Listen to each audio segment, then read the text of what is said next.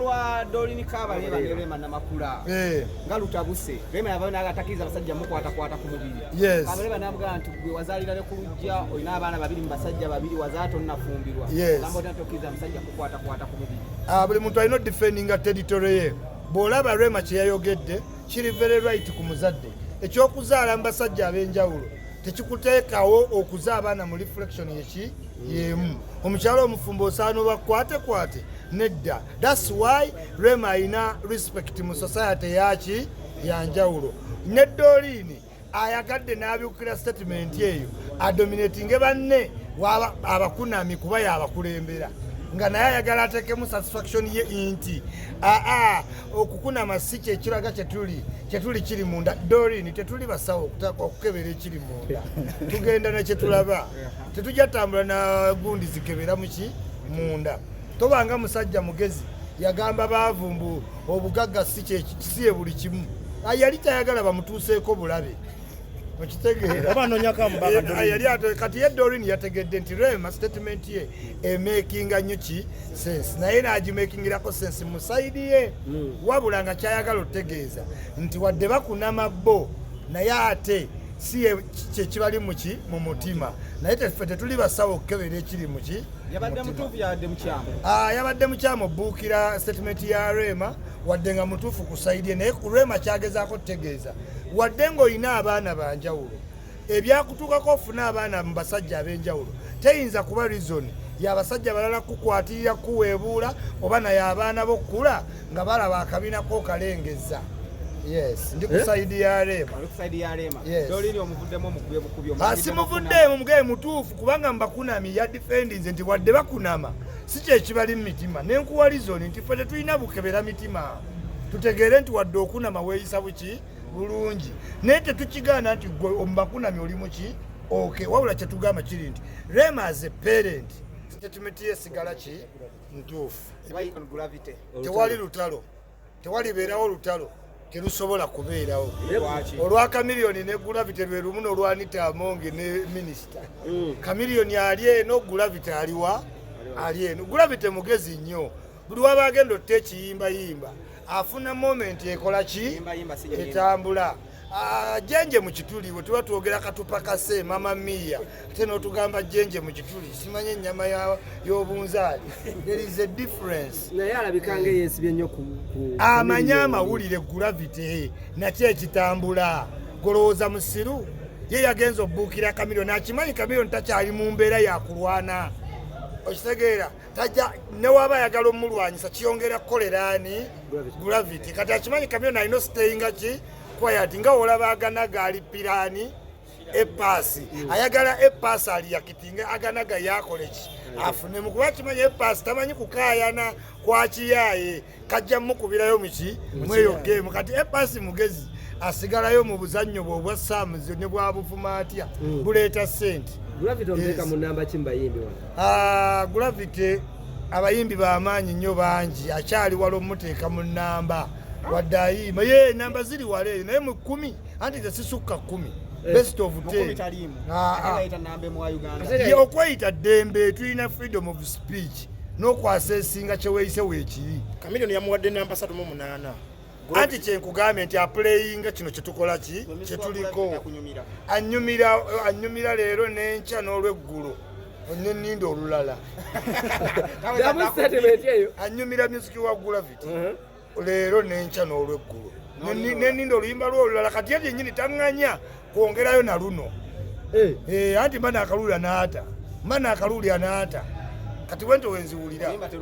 yes kati n'ennyimba nga katupa kase mama mia nekolera mali beikali waliwo ennyimba nnyingi nnyo ezireetera Kamiliyoni ne regardless kyovolabanga bintu bingi ebigenda Kamiliyoni naye olw'okubanga ennyimba ze ziri meaningful. This is why abane press conference wait after 20 years abayimbi over the world tebabanko na mpisa nnungi genda olabe vibes cartel munda alakeri bani tebabangako na mpisa nnungi genda olaba omuyimbi America omutogo bayita 21 Savage otegeera livinga ng'erinnya lye we liri 21 Savage mukole Kenzo studio akukonerewo yes abayimbi gangsterism igniting nnyo ba fans kyovola abayimbi abeewombeeka tebafuuka kye baagala kuba ate abayimbi abefujjo ne bakola ki kati kamiliyoni akakavidiyo akafuna abantu bagambye eri yonna mukkaana bagamba naye kamiliyoni watuyambye kuba booda atagulanga ku mmotoka yayinza okukunenya olaba population wajawuddemu naye kati awo musajja wange Bruno K aba ayagala agamba abantu munoonye emirimu mukole ekinyinga temubiriiko kati kubonna ali ku good cause yes naye mmwe mulina odde mulaga nti mukoze eki akuze kuba bwe musigala nga muli kubira enduulu abantu abaganda nsekezi basekera alina kati bwemusekaye nga alaba kikola ki kikola tulina omugamba nti wadde vidiyo nkadde naye ndowooza ogirabye damage gyekola ki nange nze nnyini akamwa koogera nina vidiyo nga mpisaamu amisi kiggundu ki amaaso naye buli wenjiwulira mpulira buki kubanga nagenda omutuukirira ng'omusajja talina na kintu kye yali ankoze ate nanjagala nanyo n'akyusa obulamu bwange webagamba wali weeyiya anti kyegala naye oyinza okweyiya longly n'okola damage ahead kyeŋŋamba nga Allen Skin oyinza olowooza sikulinako obuzibu sisulawa sisuleyo mu Boston naye kyenjagala okutegeeza kiri nti Allen Skin ojja tukoyagala akalango kakokakoola ezannye wali akavidiyo ng'ogaaya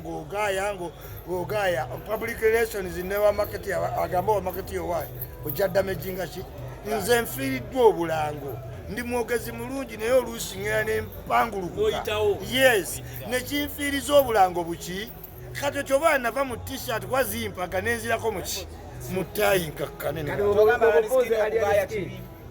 okugaya si kubisi yasoose okugaya abantu bagayiza okuva mu 6 city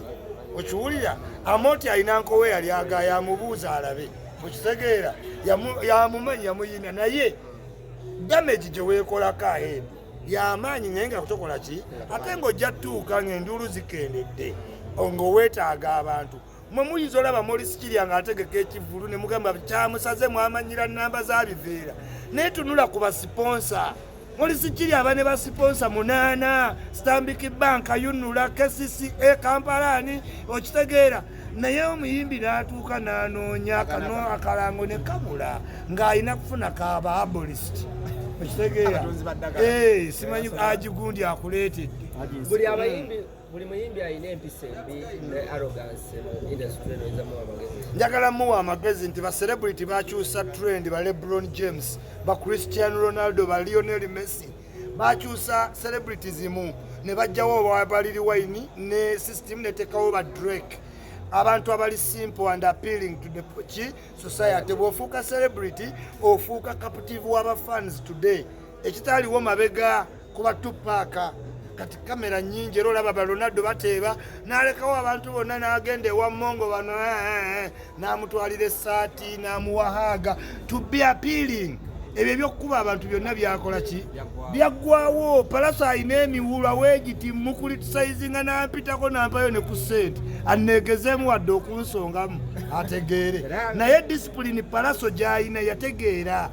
Eddy Kenzo agenda wala lwa disipulini omuntu wenna ng'ofuza celebrity ekiba kikufudde kuba focused kati wotandika okufoka eno Isma nkoze ati toli celebrity okitegeera gwebera focused tekyo kiyambye Kenzo ogende waki ewala nga tusojja Kenzo naye gye tukoma gye yaguma mu nsawo tateekamu wadde olwanga tayita nazo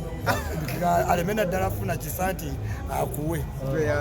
bulungi kubanga ne bannanyini TV kati senga Kini Kalisa tajjira musando naye ye nanyini TV abalala naye bebasinga ogiwa ekiki gyo kigozi w'omulaba bw'osanga Kini Kalisa bw'osanga no Doni Wanyama naye gwe gwe bayisa obuyisi ate nojja ng'oze naggalaale no kyakyuseemu yes olutalo wakati wa Namuganza ne speaker lunagwa tewali lutalo mwe muluteekawo speaker tayinza kulwana na Namuganza speaker ali eno Namuganza ali eno tibalwane bati amusangewa minisita kyeki ku speaker wa parliament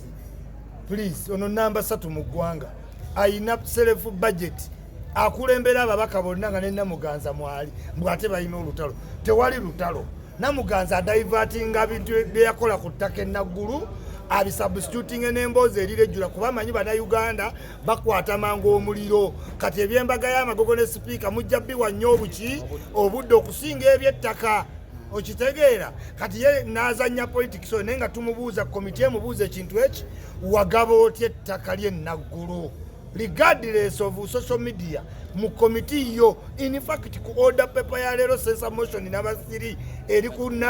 namuganzo olina tubuulya vaamu ebyo byoli mu katemba bye tugamba ne Ssenyonyi muyina semantics wa kamera kuba muli media friendly naye nja kugamba nga byonna biwedde